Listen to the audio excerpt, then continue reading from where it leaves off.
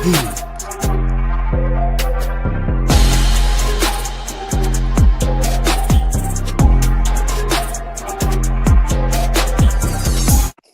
strongly caution the following programs are intended for mature audiences over the age of 18. These programs may contain some material that many parents would not find suitable for children and may include intense violence, sexual situations, coarse language, and suggestive dialogue.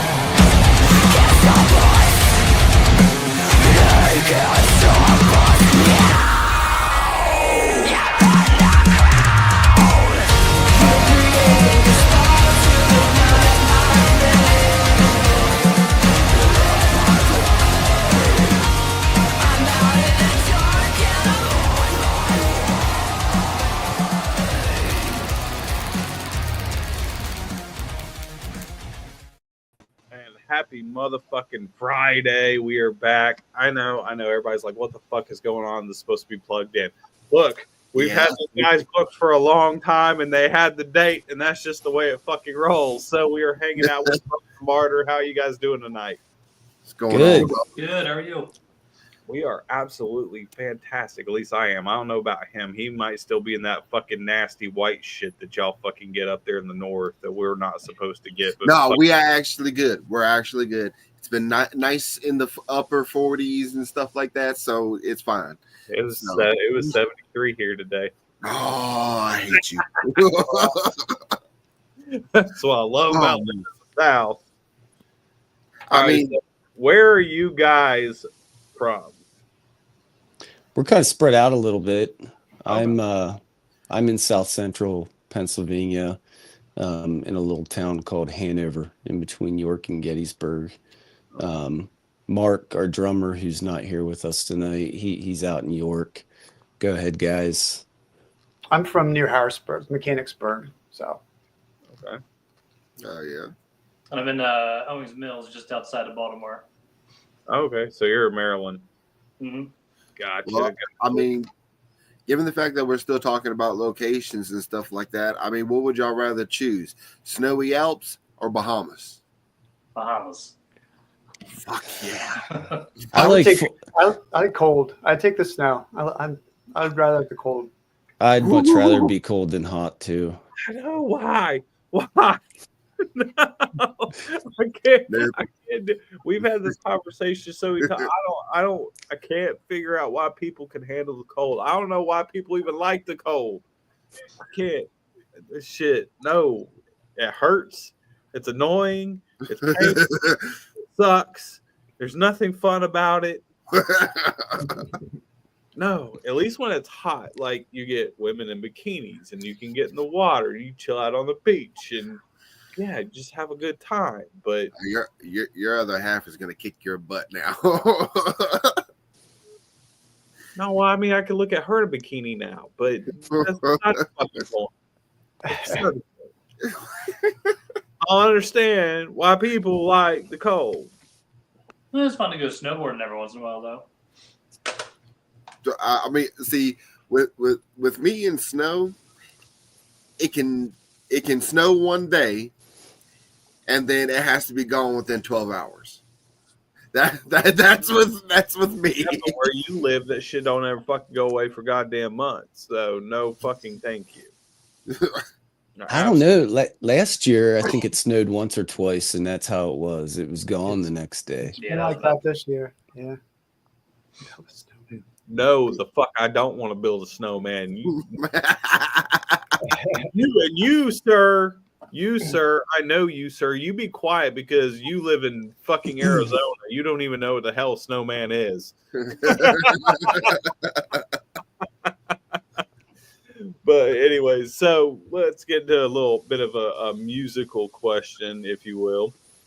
If you guys could go on tour with any three bands, dead or alive, within your genre, each one of you, who would you want to go on tour with and why? Within the genre? Yeah, within your genre. Shredder, why don't you go first? I could think of two right off the bat. I'd do definitely Black Sabbath and Megadeth. Oh, Top yeah. two. Sabbath just because they've always been my favorite band, and Megadeth just because they have just such a great energy to them.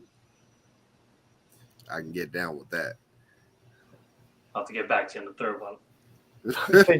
I'm thinking this is harder than you think when it's like three bands. At least you didn't say one band, because then I'd be like, I could go two different ways with this. I could go with heroes, or I could go with local regional guys that, you know, we have a great time with every time. So, you know, I'd say, like, for local regional, we're doing it. We're doing it in May. So we got Lost Caverns out of Virginia. We got Under Fallen Skies from PA, Maryland, and us. And they're just like two awesome bands that we love to spend time with and love to play with. So for local regional, that's what I do. But, you know, for heroes, I mean, I always say that if Corrosion of Conformity comes to town and there's a buy-in, I don't care. I'm throwing money at it. We're going to buy into that show. here's a car, take it.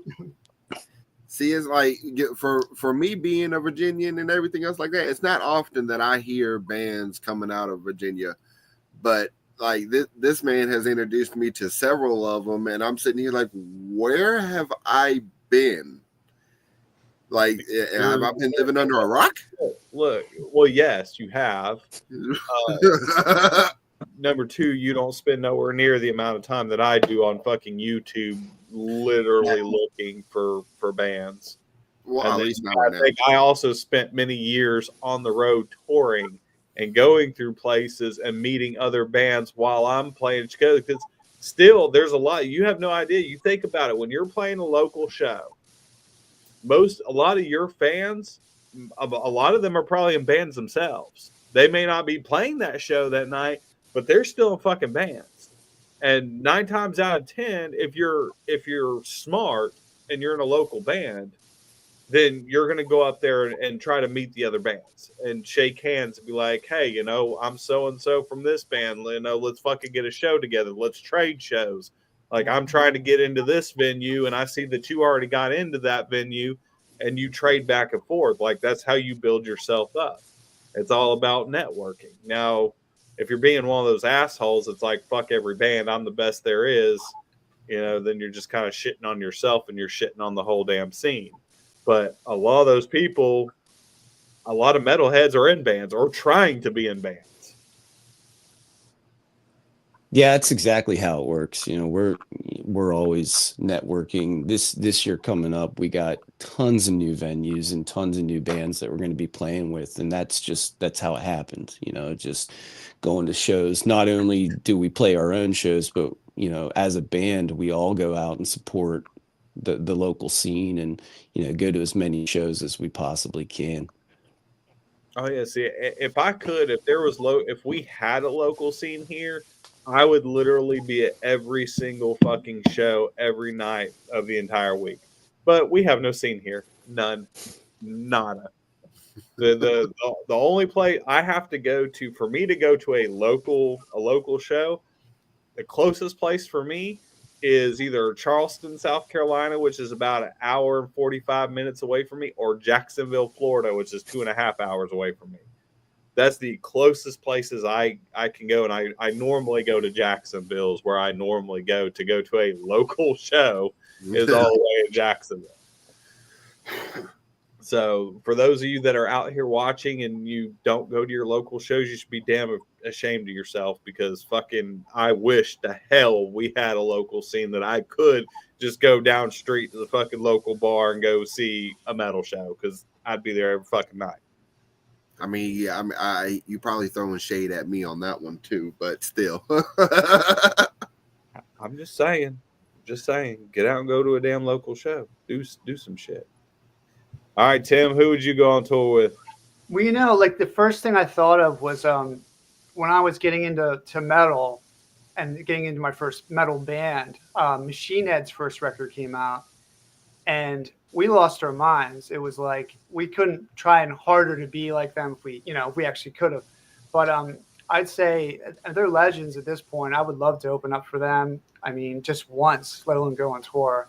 I have a funny Rob Flynn story I could share, but it sounds so weird that no one buys it. But I did meet him during that tour when they were with Biohazard and Slayer, and pretty weird. But anyways, yeah.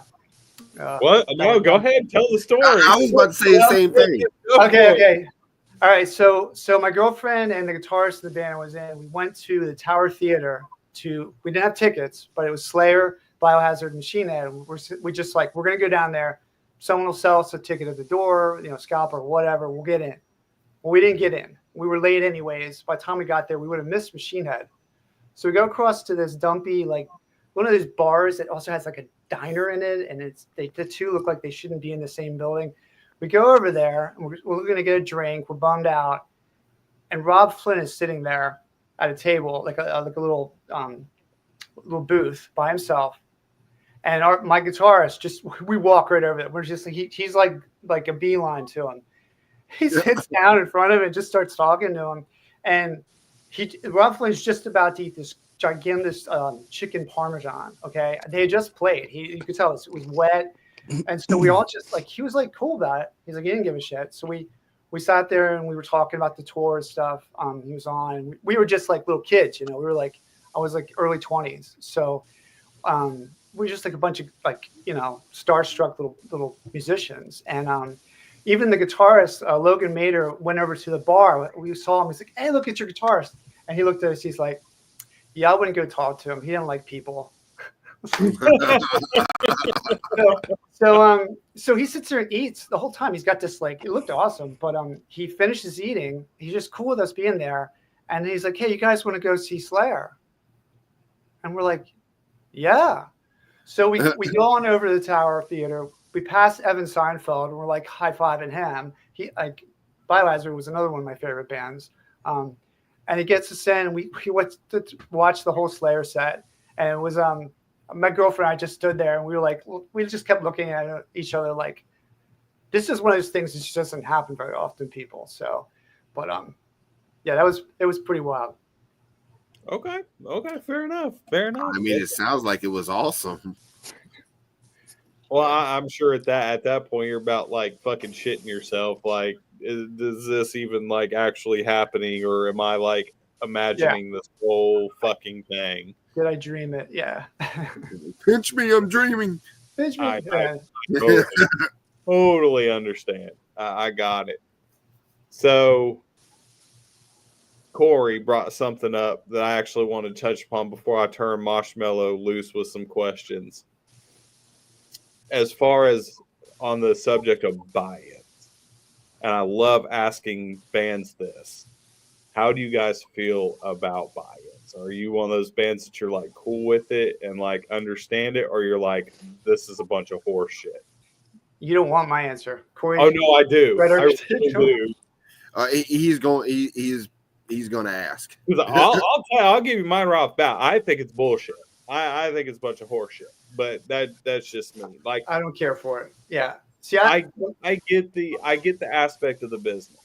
I understand music, you don't make what we used to make. It just doesn't happen. and a lot of these old timers that got in during a certain time that are still actually making really, really good money off of touring, a portion of that money is off of buy-ins and making bands pay to play. Like I get you got to pay bills, but I mean bands for like Slipknot and stuff, dude, you're making your money. You're still making your money. You're making money off the merch and all that. Why are you fucking nickel and diming these fucking small bands? You don't have to do that.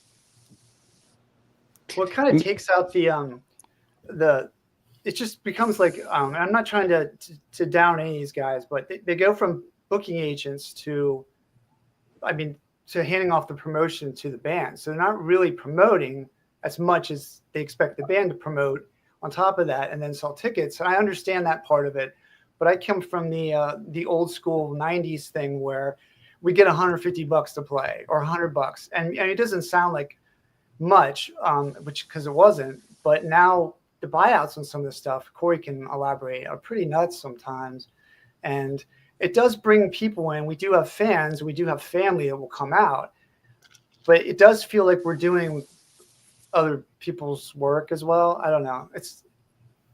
I guess I've seen buy-ins completely bankrupt bands where the band is pretty much done. Like they get told, hey, we want to take you on tour with us. And some of these bands, especially younger bands, like young kids, like 18, 19 years old, you get hit up by some like bigger band that you look up to. You're like, fuck yeah, because they play it too. They play it like a goddamn. It's like it reminds me of like a used car salesman. And they fucking come out. And go, oh, we love your music. We love your band. You guys are dope as shit. You look so good on that stage going out with us, man. Let us take you out. And then all of a sudden you're like, fuck yeah, let's do it. And then within 3 days, you get a letter from their management saying, sign on this dotted line. By the way, you owe us $10,000 plus 25% of your merch sales every night. And these poor kids go out and get business loans to pay this 10 to 50. I've heard it go as high as $30,000 for a buy-in on a tour. Damn. They go and they get this business loan to pay the buy-in to go on this tour. And they make it halfway through the tour. And because they're also taking merch sales from them too, they go bankrupt. You're talking about gas, hotel costs, food costs, and God's help you if you're fucking something happens to your ride on the damn way through there, broken axle, fucking tires blow out, whatever the hell happens to your vehicle. If something happens, you're pretty much, unless you got the money, you are fucked. Yeah, we hear about that. We hear about that a lot. Well, not a lot, but being around Baltimore, there's some bands that have bought on tours, and for that, I can't ever imagine myself wanting to do something like that. Now, for us, there's some shows that we want to get on, and instead of a buyout, it's minimum ticket sales or whatever.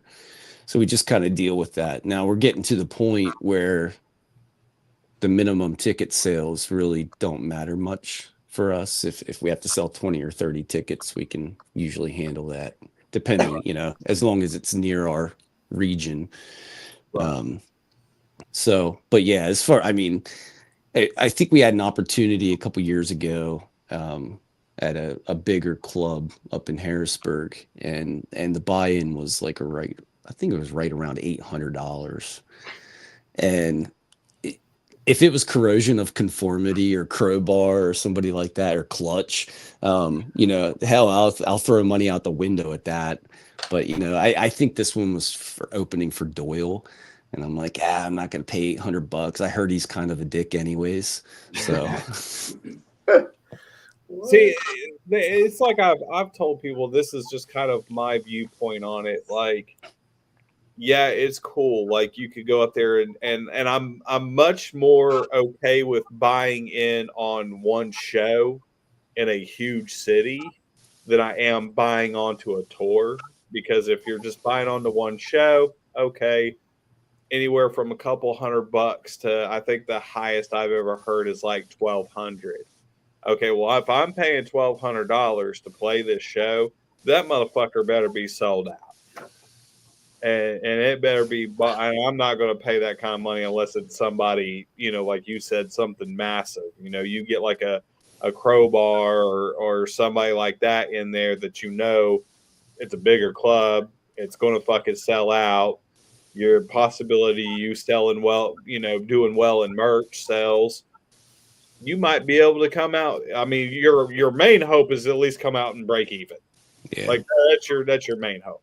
It is break even.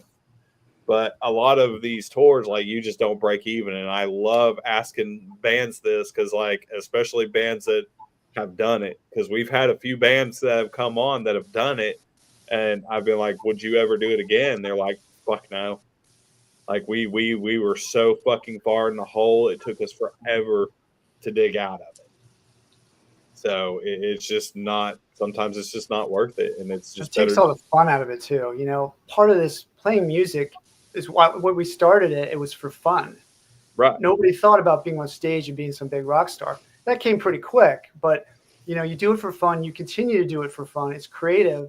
If you're not enjoying it and you're broke, like dirt poor broke because you went on some tour, it just totally defeats the purpose. You're going backwards, Right. All right, Tyler, what's your take on it? He's like, "Oh, not me." Well, no, just like as far as like the smaller ticket sales and stuff.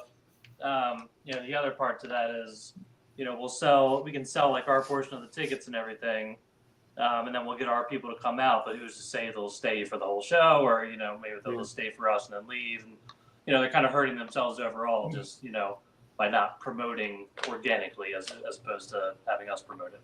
Right. All right, Moshmeloh, go. You get a few questions now. I know you're just sitting there waiting, homeboy. Oh, you know go, me. Go with your nerd shit. Go with your nerd shit. Do your thing. Do your thing. All right. Well, I mean, if y'all could have one of y'all songs in a game, what would it be? Like it can be any video game, whatever. It doesn't matter. I'm not picky. I'd say for me probably Amor Perdidos, and that would be like GTA or Gran Turismo, like some kind of driving or racing game. I think that I can dig with, but I mean I can definitely see it on GTA. I mean, like sitting here and then all of a sudden chaos. Let's go. Road rage. Yeah, I would pick that too. My kid loves sports games, so we're always playing 2K or something. But those would be perfect for that. You know what I mean? You need some of that injected in. It can't all be like, just the latest stuff that's on the radio or whatever they put on there. Got that like driving force to it. All right. Well, I'm gonna go ahead and go to his favorite question: Star Wars or Star Trek? Star Wars. Star Wars. Star Wars. Wars. All right, are y'all Jedi or Sith though? That's the main thing I want to know. I don't give a shit at this point. They all said Star Wars, and that just goes to the fact that, just like I say, Star Trek fucking sucks. Fucking sucks.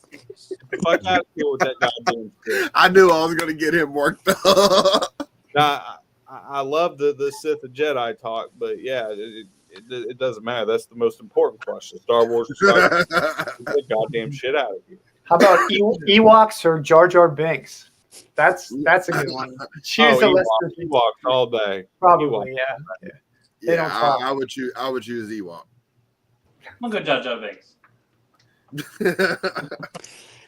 I don't know enough about it to say. Well, I mean, then we can go into it a little bit differently then.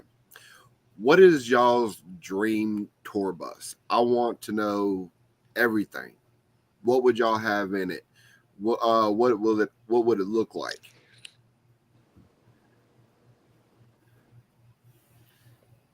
Ooh, I would personally want as many speakers set up in that thing as possible, but also like if there's separation between the back, they always have the lounge area in the back of a bus or whatever in the front. I would say that they'd have to actually be separated, but I would want a great sound system. It used to be I'd want a TV probably in there, but I don't watch as much TV. If you're out on the road, if you're touring, why would you want to sit around and watch TV? I wouldn't do it. But so lots of lots of snacks. Well, I mean, that right there actually ties into another question. So remember that one. Okay. What about you? I think I'd like to have something like this back here, just like, maybe in the back of the bus, have amps all in the back, just so we could sit back there and jam. That's something we don't really get a lot of time to do.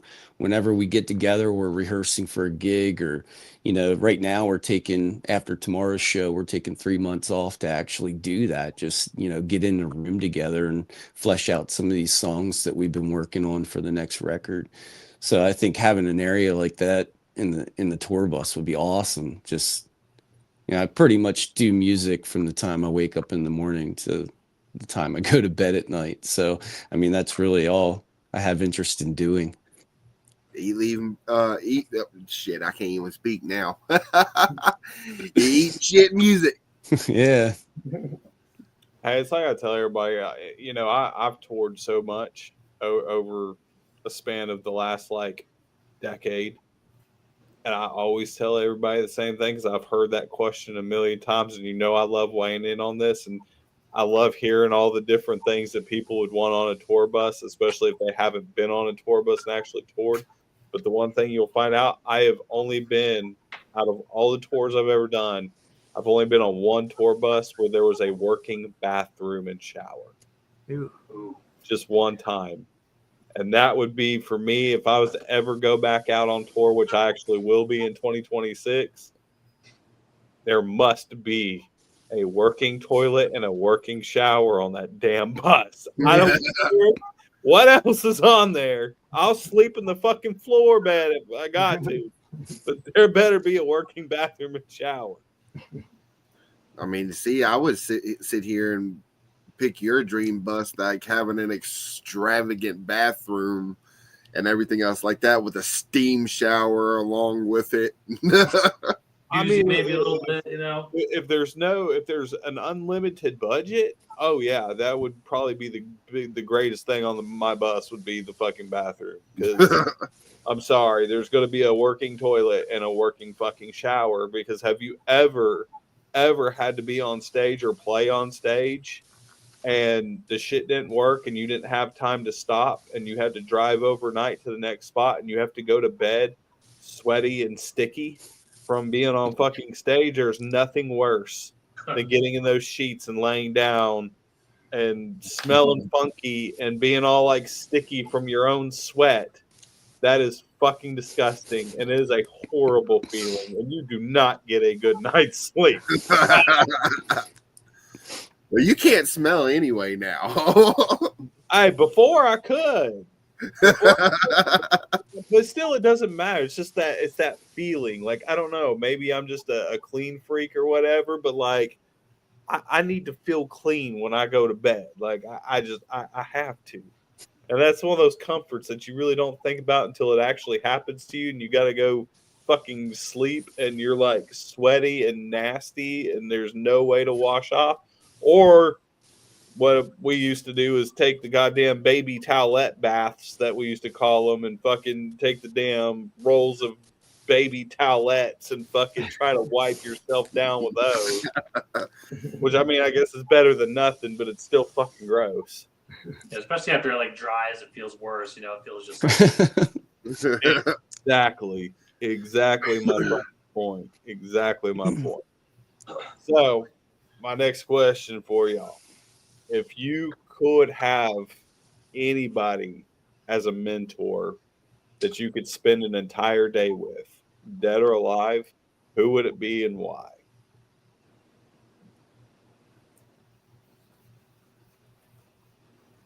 James Hetfield. I mean, I feel like he would probably have the most to offer for me, musically anyways.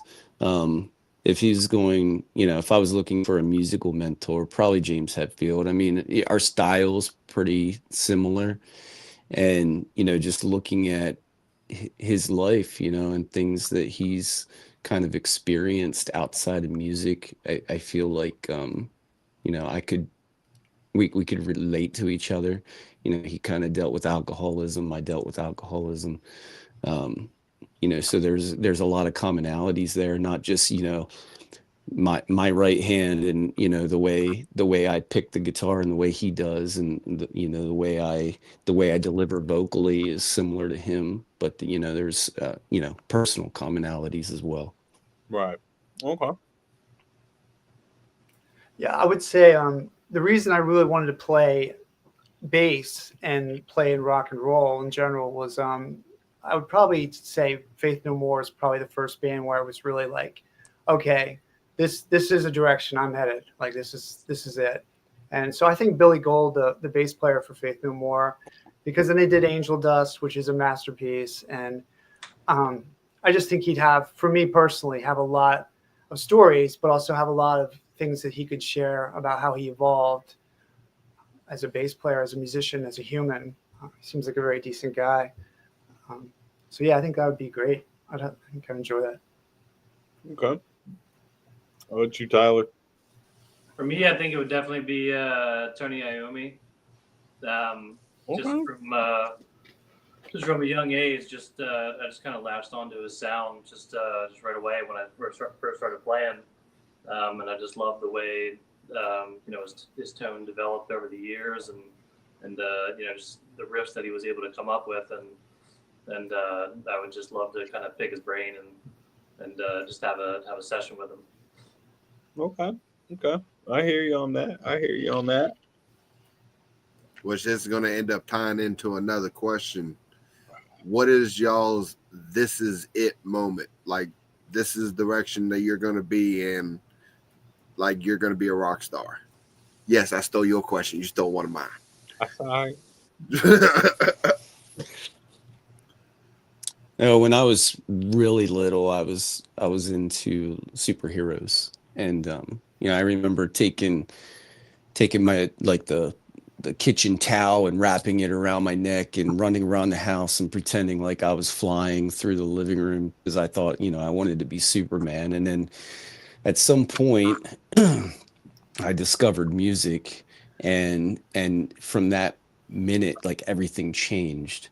I remember I got a little Smurf guitar, probably a 4-string ukulele style Smurf guitar, and I took my Legos and I built a mic stand out of it, and from that moment on, I was like, I want to be a musician.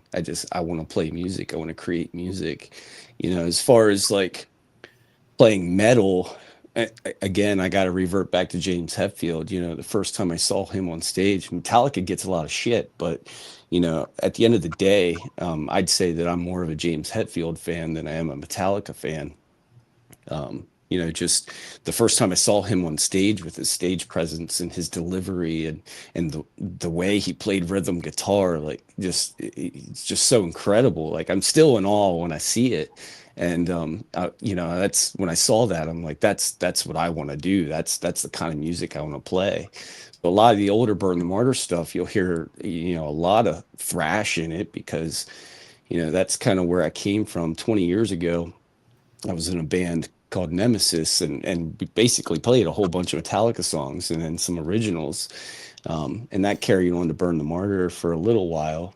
We're going through our own evolution, but, yeah, I'd say definitely, just seeing James Hetfield on stage, like, that's the kind of musician I want to be.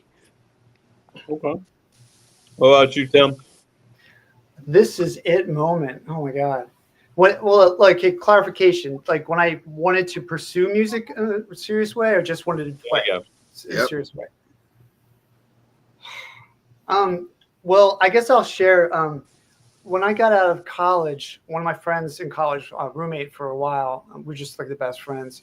He played bass too, and he had gone home after college, and so had I. We lived, I don't know, about an hour and a half apart, And he called me up one day. He's like, "Hey man," it's like, "I got in this band. Like, we're gonna go on tour. Like, I don't know, 6 weeks or something."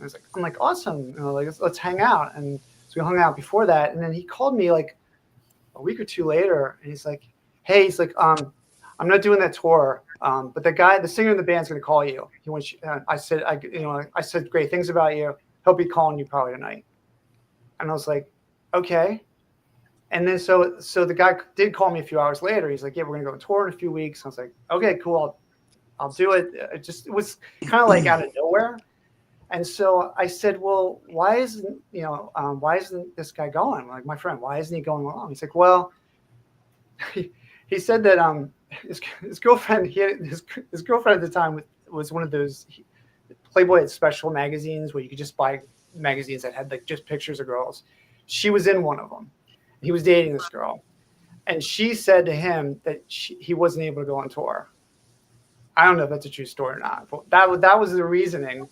I still bust his balls about it, but a couple weeks later, I was in a van with a bunch of dudes driving to Ohio, and that was that probably there, seeing that van driving away with guys I barely knew. I played the songs maybe a handful of times in rehearsals, and I was just like, things work out in weird ways. It might not be glamorous, but here we go. Well, fair enough. How about you, Tyler? I think I'm thinking just as one of like the defining moments is when I was sitting there as a kid watching Back to the Future, and when I saw the scene with them up there playing Johnny Be Good on stage, I was just like, man, that is so cool. I want to do that someday. So I think it wasn't long after that I started the guitar lessons. It's funny. You're not the only one that said that. Oh, really? Yeah, that literally that scene has been mentioned for I think 2 or 3 other people that we've interviewed that have said that exact same thing. Oh shit! And like that's been a popular one. And then I know for me, and it's been a few other musicians, is at our age, we were all like MTV kids and grew up with Beavis and Butthead and all that. And that's actually Beavis and Butthead was what introduced me to heavy metal and hard rock.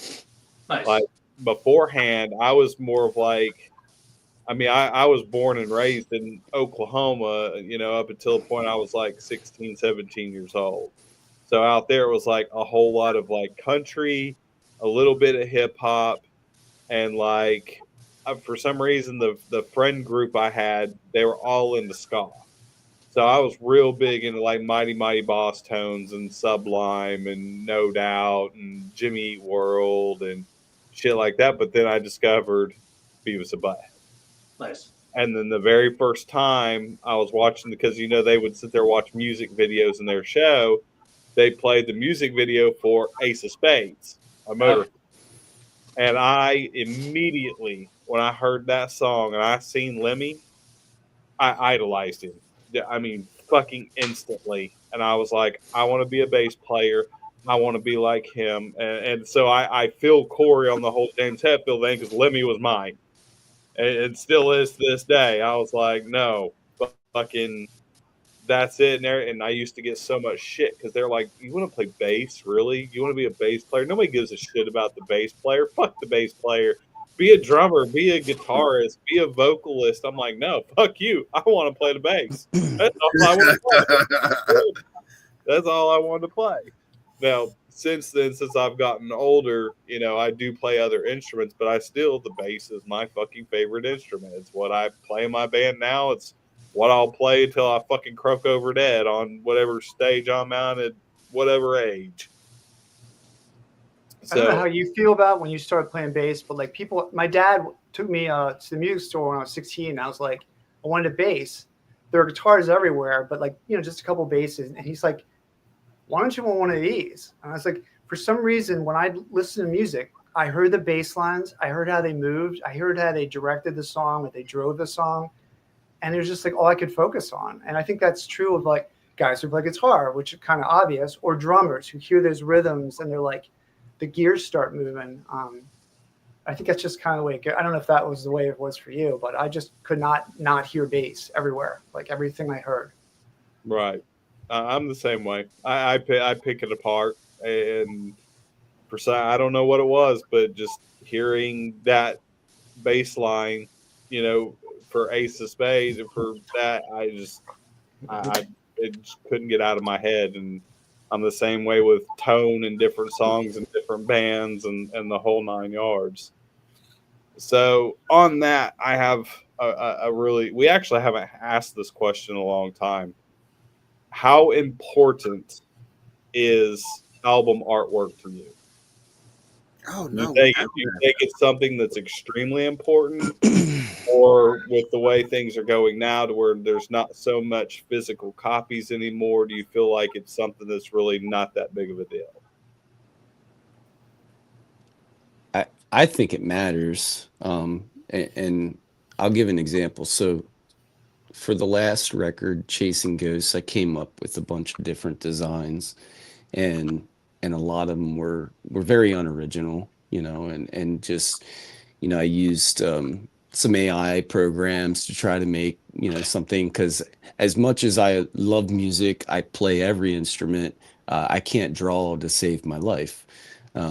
So what I ended up doing then is I just took some pictures, and that's what ended up on the album cover. You know, it's original. It's my hand holding a scepter against a backdrop. And then for the next record we're working on, I tried some stuff. I sent it to the guys. They liked it, but then I ended up coming back to some photography that I had. It's actually some pictures that my wife took. So I think, you know, I know a lot of bands are using AI. A lot of well-known bands are getting shit for using AI for their album artwork. I think, you know, originality is pretty key. You look at a lot of the album artwork from back in the 90s and 2000s, and it's all over the place. So, I mean, who are you appealing to? You know, what's basically, I like to look at it like, what is the tone of the album, you know, and then put that on the face of it, so people kind of know what to expect. You're advertising it, you know. Right. All right, Tim, how about you? I don't know that it means as much, but to me, like, I grew up with cassettes and CDs. I did have records too. I'm old, but I do remember like opening them up and like looking at them and like just like memorizing some of these. Like I was a Rush fan. I still am, but like all those classic Rush albums with the Hugh Syme, the really cool paintings he did, and you could just like stare at it for a while and just be like, this looks like too pretty to be on something that's like being sold in Kmart or Walmart or whatever.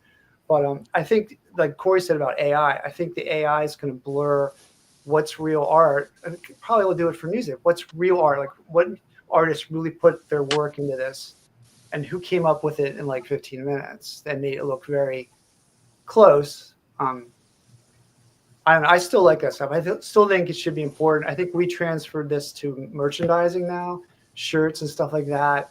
That's where we get creative. And Corey especially is he does all of it really. And it's super important because that's where we make money. And Right. honestly, like if I go to a show now, like I want to get a band shirt. I'm not going to buy a CD. I'm just not going to do it. So I heard, it's kind of funny because you kind of mentioned that, and it wasn't too long ago. We had a band come on where they said that they felt like they were just a glorified T-shirt salesman. And it's funny. the whole idea of the band was solely to be able to push merchandise, and it was more the music was to help sell merch and sell their so it was more like the music complemented the clothes instead of the clothes being a marketing tool for the music. Which that's pretty close. I mean, you know, we struggled a lot. We went into the studio to record last year, and we really didn't have much money, so we're scraping, as a band, so we're scraping money together to put out this EP. And at that point I was like, fuck this, we got to figure something else out. So I really started getting really heavy into the marketing of the band and coming up with things that people are going to want to buy.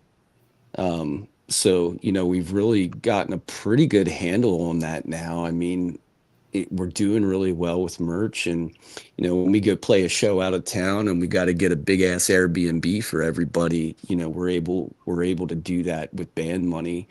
Like I said, we're fleshing out some songs now, going into the studio, and the only reason we have the money to do that is because we're selling t-shirts and patches and hats and keychains and you name it. I mean, anything that we can put our name on that I think people are going to be interested in, we'll do it, because at the end of the day, that's the only way we make money. We're not making money to play music.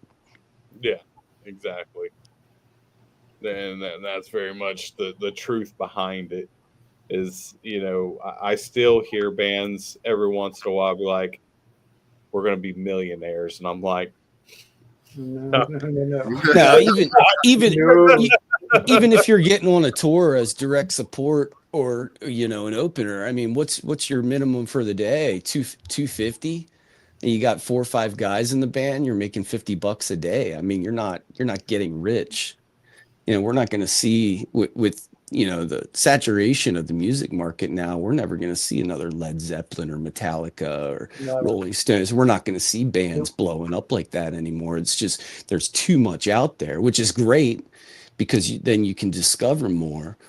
But, nobody's going to become, multi-millionaires off their music anymore. You're not going to see. The only way that you're going to ever see that is if the band already has money. If you're already rich, your parents are rich, you're a trust fund kid, because I know bands that are out right now that they're huge because they already had money. You see that happen, but homegrown bands like what you're talking about, you'll never see it again. Yeah, you'll never get the fortune off of talent. You're not going to do it. Mm-hmm. Yeah, you're just never gonna fucking see it. Now, on that, do you guys like the way that the state of the music is right now, or would you actually rather it go to how it used to be prior internet? I liked it. I mean, I liked canvassing the streets. I'm 40, almost 45 years old, and Tim will tell you, I'm like, hey, let's get to the venue a couple hours early and pass out flyers. Like I don't know, that shit was fun. Now you can't send your kids to school with flyers. They're not allowed to pass them out. And, my kids are well, they're all out of school now, but my kids are super supportive of me and my music. And, of course they'd go to school and, my daughter brought her friends to shows already. I mean, I don't know. It's weird the way it is now, social media. You put events out on social media, but not everybody's on Facebook. A lot of the younger kids are using Instagram. We're starting to get younger kids to come out to the shows. So now Tim's running the Instagram. So, you got to spread yourself out so much, and then you don't want to irritate people by posting too much, and then they don't follow you and they don't come to shows. It's always, you're always walking that fine line between, am I doing enough or am I doing too much? Right. And that's kind of we've had this conversation a million times, and I've had so many people be like, we kind of wish it would go back to the old days because there was more money, there was less bands. Yes, it was harder to be found, but overall, you could make a career out of being a musician. But now it's almost impossible because, one, as soon as the internet came out, and now, especially nowadays, there's so much fucking competition because there's thousands upon thousands of bands, and you can put your music out all by yourself without a record label. The record labels are damn near obsolete. Yeah, you see some indie labels and stuff like that. But here's the thing, all the tools that the indie labels use, you can get those same damn tools.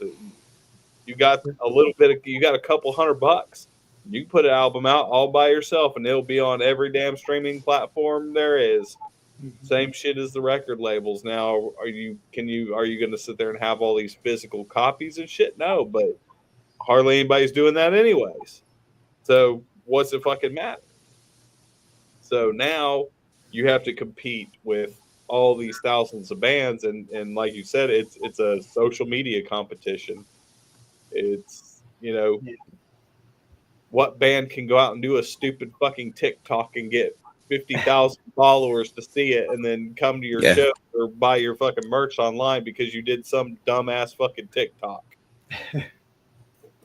Yeah, and I've seen it happen. But I mean, that's just really what it boils down to.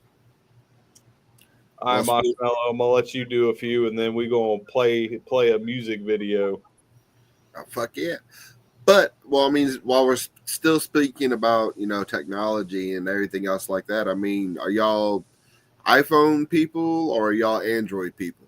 The serious questions, right? Yeah, we're 50-50. I'm a droid.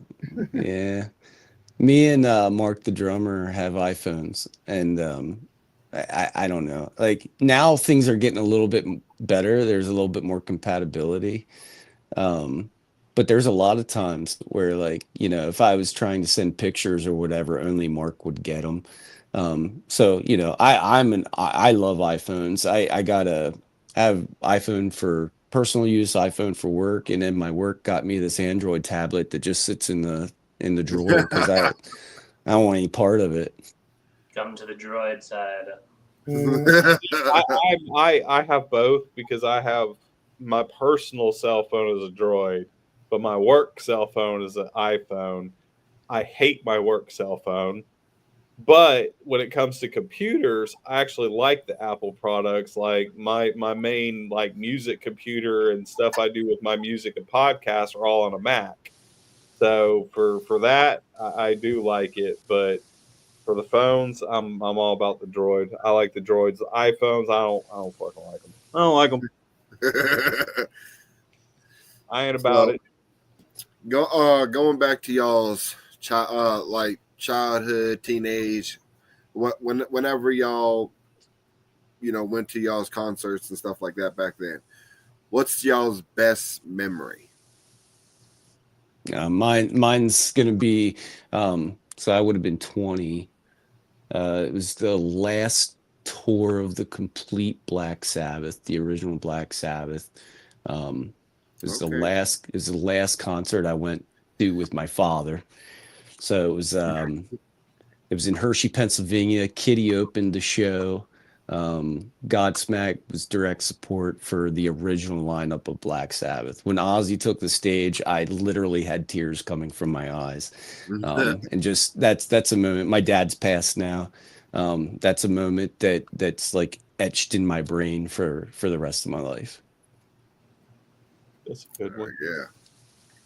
That's a hard question. It really is. I never said I was going to ask the easy questions.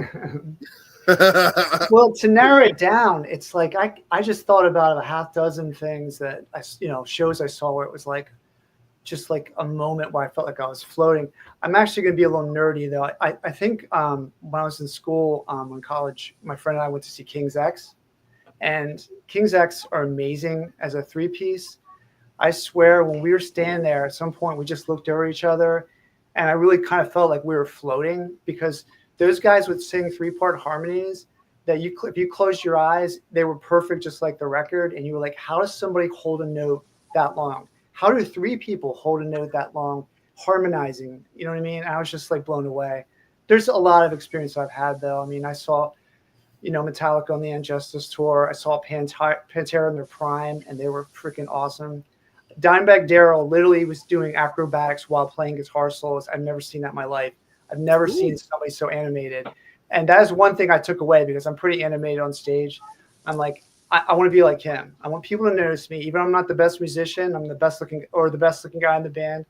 I want people to notice me. And I just thought stuff like that was like what I wanted to do, because that's what I wanted to see. So it kind of translated that way.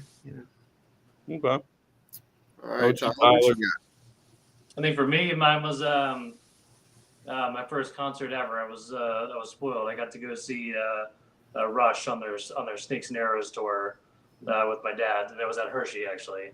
And I just thought that was just the coolest experience to see those guys out there playing. I remember Neil Peart, he would play his drum solo, and then he would get up, his whole kit would spin around, and he would sit back down again, and he would just jam out again. And I was like, this is the coolest thing ever. All right. So on that, we have ran out of time. Everybody, please make sure, don't go nowhere yet, though, because we're going to actually play one of their music videos for Dead or Red. So stay around and watch the music video. Go follow Burn the Martyr. Go check them out on all their social media accounts. Buy some damn merch. And if you live in the fucking area, go to a damn local show. Go. We need y'all to go to shows. Don't be a pansy ass. Go out there, go to the show, have fun, meet people, do cool shit. On that, if you guys are going out tonight, you know what we tell you to do. Don't drink and drive. Don't Grab do your tool. shit. Yeah, there's that. And if you are going to go out and drink Tim. tonight and have a good time, make sure you got a DD. And on that, we love you guys, and we will see you again on Monday. Be safe.